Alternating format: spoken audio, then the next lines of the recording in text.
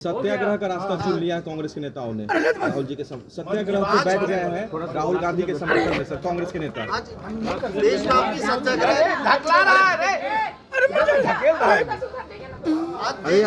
सत्याग्रह कांग्रेस कर रही है। कहा है कि जिस तरीके से आजादी के दौरान सत्याग्रह हुआ था, अब राहुल गांधी के मुद्दे पर सत्याग्रह।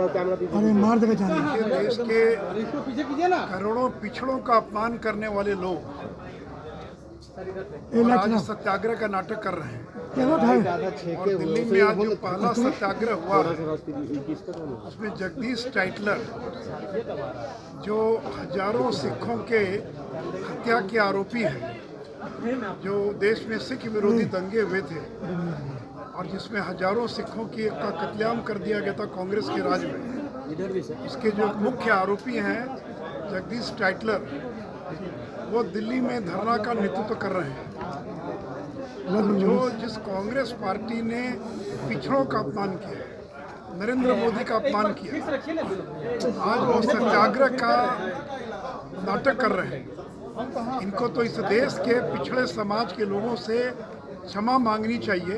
जिस तरह से राहुल गांधी ने और चौकीदार चोर है के मुद्दे पर सुप्रीम कोर्ट में माफी मांगी थी, उसी प्रकार राहुल गांधी को इस देश के करोड़ों पिछड़ों से क्षमा मांगनी चाहिए, खेद प्रकट करना चाहिए। इन्होंने इस देश के करोड़ों पिछड़ों को अपमान किया है।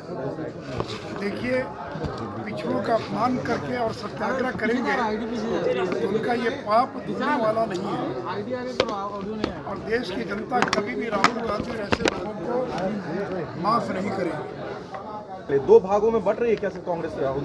नहीं, देखिए, कल भी रविशंकर जी ने पूरी बातों को रखा है कि ये फैसला है, न्यायालय का फैसला है।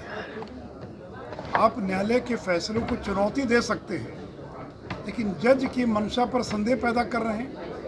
तो इनको न तो इलेक्शन कमीशन पर भरोसा है, जब चुनाव हारते तो कहते कि ईवीएम में गड़बड़ी थी, चुनाव आयोग ने गड़बड़ कर दिया।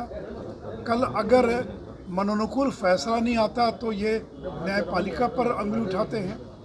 तो जो सूरत के कोर्ट में जो फैसला आया, न तो उसका अडानी से कोई संबंध है, न उसका कोई सत्य से कोई संबंध है। अगर आपने सत्य कहा है तो उसकी सजा भुगती। अगर मैंने सत्य कहा है तो क्या ये सत्य है कि इस देश के जो करोड़ों पिछड़े समाज के लोग हैं, ये सारे लोग चोर हैं? तो आपने तो इस देश के पिछड़ों को चोर बता दिया, तो ऐसे व्यक्ति को यह देश कभी भी स्वीकार नहीं कर सकता। अखिलेश यादव ने कहा कि कांग्रेस तो करती थी, बीजेपी ने कभी दुरुपयोग नहीं किया है। और देखिए, आज अगर अखिलेश यादव या अरविंद केजरीवाल का बयान राहुल गांधी के पक्ष में आ रहा है तो इसका मतलब ये कदापि नहीं है ये लोग अगला चुनाव मिलकर लड़ेंगे। अगर ममता बनर्जी ने कोई बयान दिया राहुल गांधी के पक्ष में, तो क्या ममता बनर्जी बंगाल के अंदर चुनाव कांग्रेस के साथ मिलकर लड़ेगी चुनाव? या अरविंद केजरीवाल का जो बयान आया है, तो क्या अरविंद केजरीवाल पंजाब में और दिल्ली में कांग्रेस के साथ मिलकर चुनाव लड़ेंगे? देखिए, कोई भी क्षेत्रीय पार्टी कांग्रेस को स्वीकार करने के लिए तैयार नहीं है। जिस दिन क्षेत्रीय पार्टियां कांग्रेस को स्वीकार करेगी, उनकी अपनी जमीन खिसक जाएगी। तो जब कांग्रेस नीचे जाती तो क्षेत्रीय दल ऊपर आते हैं। इसलिए एक क्षण के लिए कुछ लोगों ने बयान दिया है उनके पक्ष, लेकिन इसका ये मतलब कदापि नहीं है कि संपूर्ण विपक्ष एकजुट हो गया और एकजुट होकर ये नरेंद्र मोदी का मुकाबला कर पाएगा।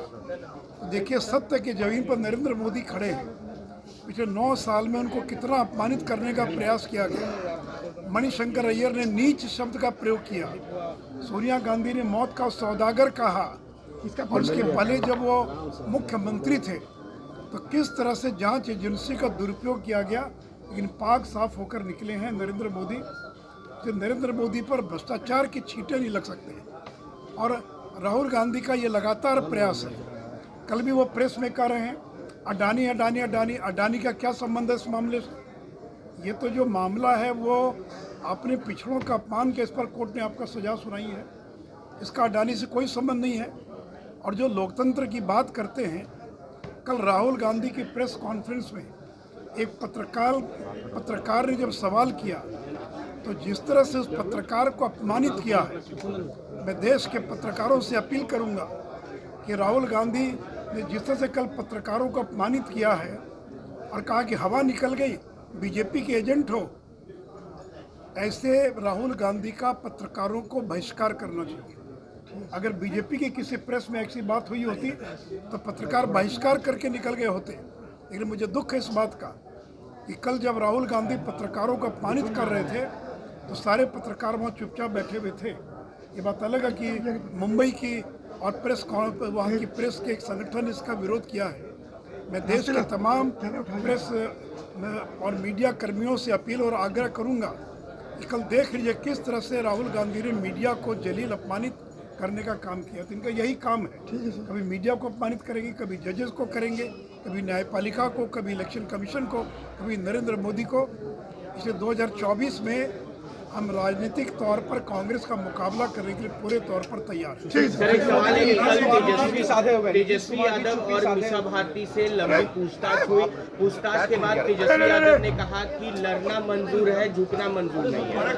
देखिए की तरह गुर्राते हैं और भीतर कमरे में जाकर सीबीआई के सामने म्याऊं म्याऊं करने लग जाते हैं। ये गुर्राने वाले लोग हैं, 2 मिनट में बिल्ली के समान जो म्याऊं म्याऊं करने लग जाते हैं। भाई तेजस्वी यादव से तो मेरा एक ही सवाल था ना कि जिस 150 करोड़ के मकान में दिल्ली में आप रहते 1088 न्यू फ्रेंड्स कॉलोनी, आप उसके मालिक कैसे बन गए? यही सवाल तो पूछ रही है सीबीआई कि आखिर ये जो एबी एक्सपोर्ट्स प्राइवेट लिमिटेड और एके इन्फोसिस्टम प्राइवेट लिमिटेड, जिन लोगों के पास रेलवे घोटाले की, रेलवे में जिन लोगों की बहाली हुई थी, उनकी ज़मीन बेची गई, खरीदी गई, उसका जवाब दे दीजिए। और ये ललन सिंह कहते हैं कि देश में इमरजेंसी जैसी स्थिति पैदा हो गई। ललन जी, आप ही ने पुख्ता सबूत दिया है, कह रहे कि 2 बार केस बंद हो गया, कभी भी केस बंद नहीं हुआ था। ललन सिंह कभी भी कमज़ोर सबूत नहीं देते हैं। ललन सिंह के इस सबूत के कारण लालू यादव को सजा हुई और ललन सिंह ने ही नौकरी के बदले ज़मीन वाले मामले में इतना पुख्ता सबूत दिया कि भले ही कांग्रेस के ज़माने में सीबीआई चुप बैठ गई होगी, लेकिन ललन सिंह के ही सबूत के आधार पर अब सीबीआई कार्रवाई कर रही है। इसलिए इतने पुख्ता सबूत हैं, इनको आगे भी कई बार सीबीआई के सामने जाना पड़ सकता है। इसका क्या हसरा होगा कोई नहीं जानता है। सीबीआई ने केवल इतना कहा अभी तक कि इस महीने तक गिरफ्तारी नहीं होगी, फिर आगे क्या होगा ये कोई नहीं जानता है। इसलिए जोर जोर से चिल्लाते हैं, गुर्राते हैं कि हम झुकेंगे नहीं। अरे मत झुकिए, नहीं झुके तभी तो लालू जी को 4 मामलों में सजा हो गई ना। इसका झुकने से बाकी से क्या संबंध है? इससे मैंने कहा कि शेर के समान बाहर गुर्राते हैं, लेकिन भीतर जाकर भीगी बिल्ली बन जाते हैं और म्याऊं म्याऊं करने लग जाते हैं।